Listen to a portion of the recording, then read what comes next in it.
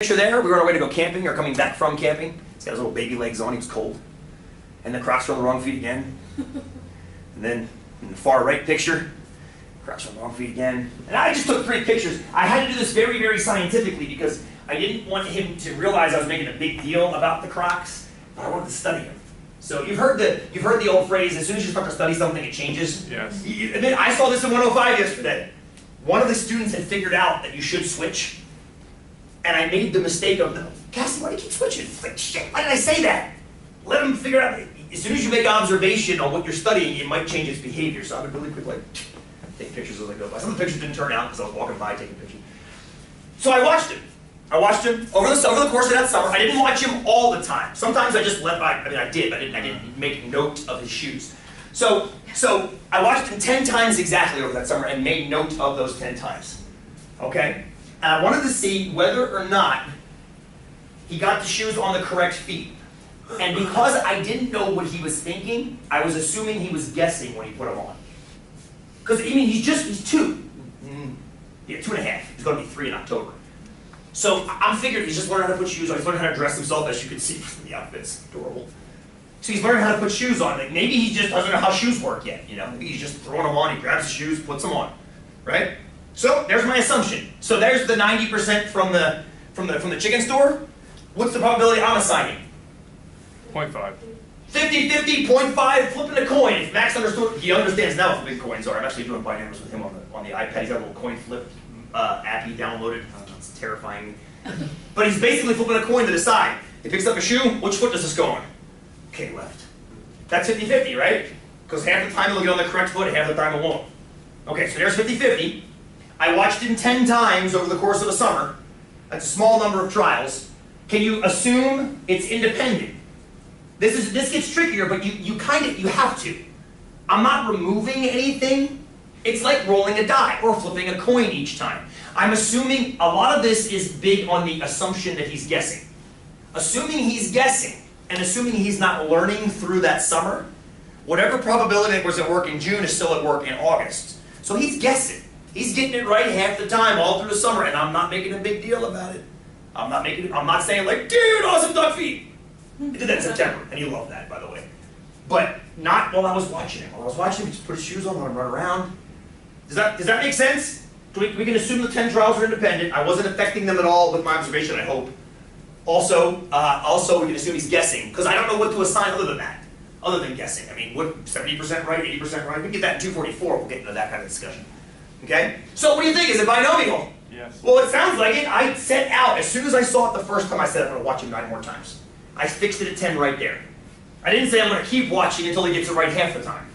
I'm going to watch him 10 times, we're going to see what he gets. Fair enough? And there's only 2 outcomes. There's only 2 outcomes. He either gets it right or he doesn't. So my first question for you guys is, on average, if he's guessing, how many times should he get it right? Try to do that at your TIs. You can do this. So would it be 5 times? It would be 5 times! If he's guessing, he's going to get it right on average 5 times and wrong on average 5 times. Plus, if we just do it 10 times 0.5, it would just be 5, right? Yes! And here, if you want formulas, I don't give you very many. I know I don't give you very many. That pisses some students off, and I know that. Here's a beautiful formula for you. For a binomial, the average number of successes is going to be the sample size, 10, times the chance of success, 0.5, done. Of course you can use dist fill. I mean, it's great to use dist fill because then you actually see all the likelihoods. Now here's something else that's kind of slick. It also might be kind of terrible depending on how you feel about this. That average should also have a standard deviation, yeah? Now, I've only made you calculate a standard deviation 1 time and 1 time only in this class because it generally is a hellacious experience. It requires this minus this squared, this minus this squared, this minus this squared, add it all up, divide, square root. And that's awful, generally pretty awful. But for a binomial, and this is one of those things, FYI, you can always run one of our stats on your machine. The standard deviation actually collapses to this gorgeous little formula.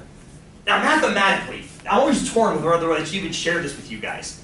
Mathematically, I find that one of the most beautiful things in mathematics. Why the hell would an awful computation like we did with Bert and Ernie collapse down to this? And I remember 20 years ago, I was in your guys' seat, and I asked my stat professor, I'm like, Wait, how can you collapse an infinite sum, or I guess not an infinite, a finite sum, down to one square root? He's like, it just works out mathematically. Like, how?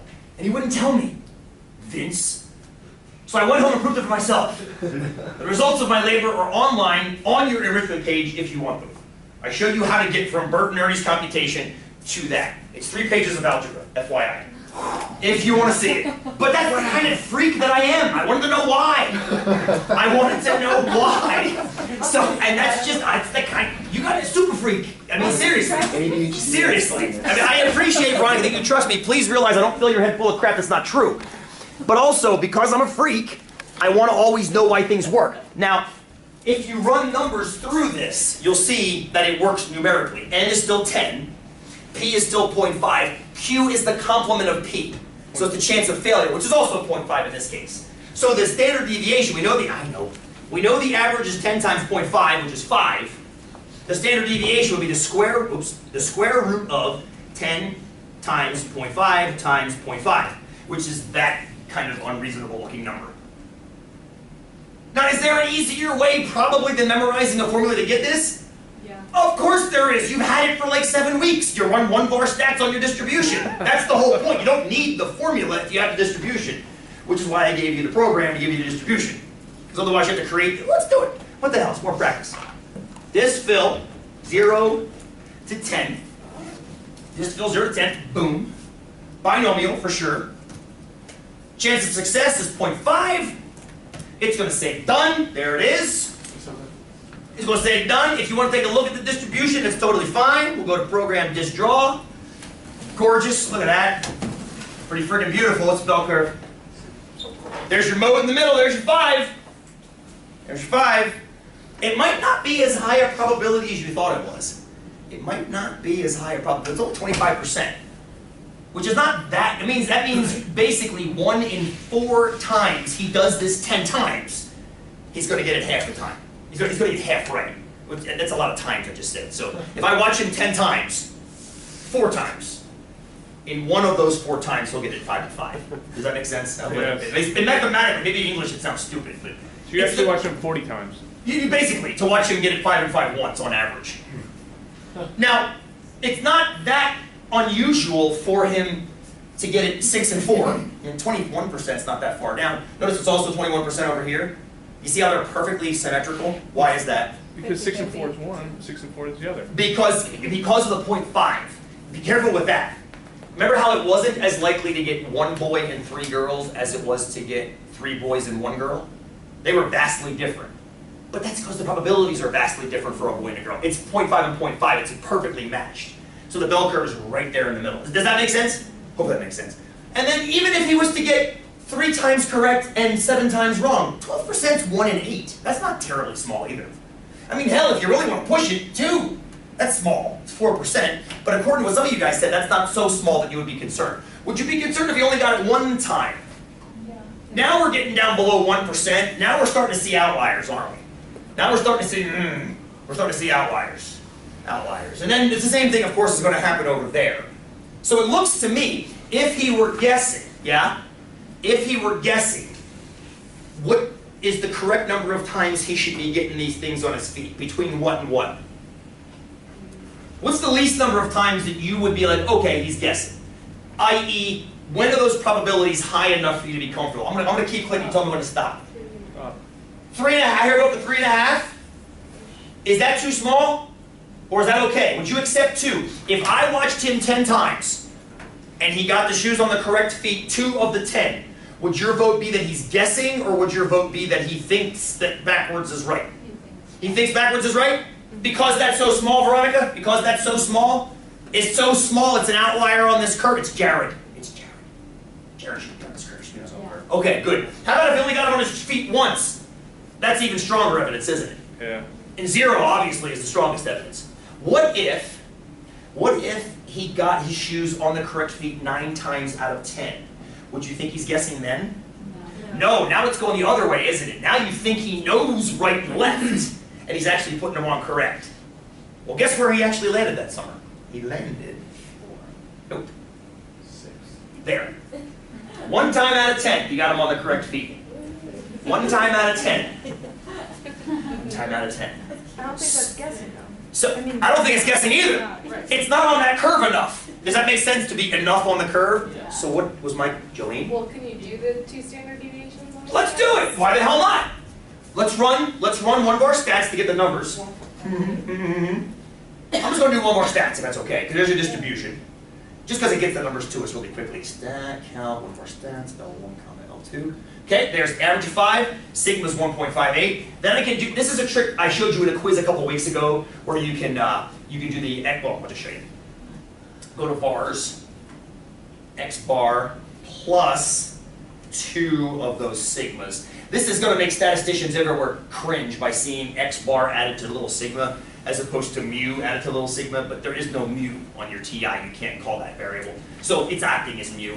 Okay, anything over 8 would be too many, and anything under, therefore, So that over 8 1.8. That So over 8 means that he knows what that's, he's doing. if he gets 9 or 10, mathematically, statistically, we say he knows what right and left are, and he knows what right and left crocs look like, and he's getting them on. He might still screw up once in a while because he's ADD like his old man, but he knows right from left if he's above this. So what you're saying is he thinks wearing them on those wrong Yeah. feet is the right way to do it. That's my conclusion.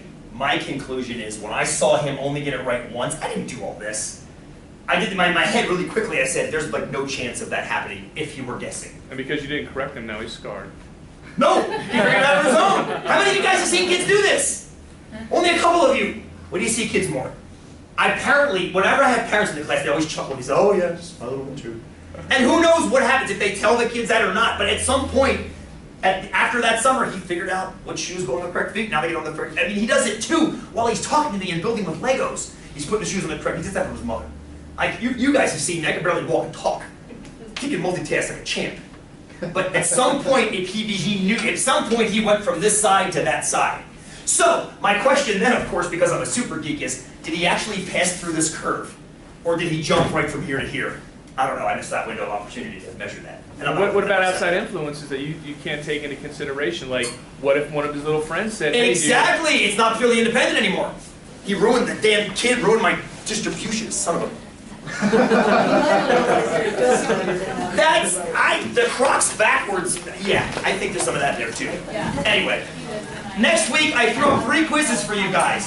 2 of them deal with the binomial if you want to get in there and analyze it some more. One of them's Gambler's Ruin, which still doesn't be in there. So, all, none, 1, 2, hey, number of quizzes you choose to do. Ah, that could be binomial, 0 through 3, with a certain guessing probability. We can make that binomial. Then root through, I never even got them out. Do you mind just closing the window on that bad boy?